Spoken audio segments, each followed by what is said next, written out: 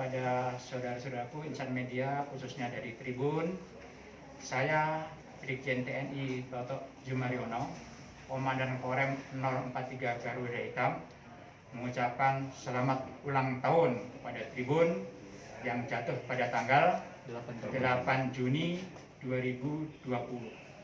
Semoga tetap jaya, eksis selalu, dan menjadi terdepan dalam memberikan berita-berita yang positif dan rangka membangun negeri ini di bumi Lampung yang kita cintai ini sebagai bagian dari bangsa negara Indonesia sebagai satu kesatuan yang utuh.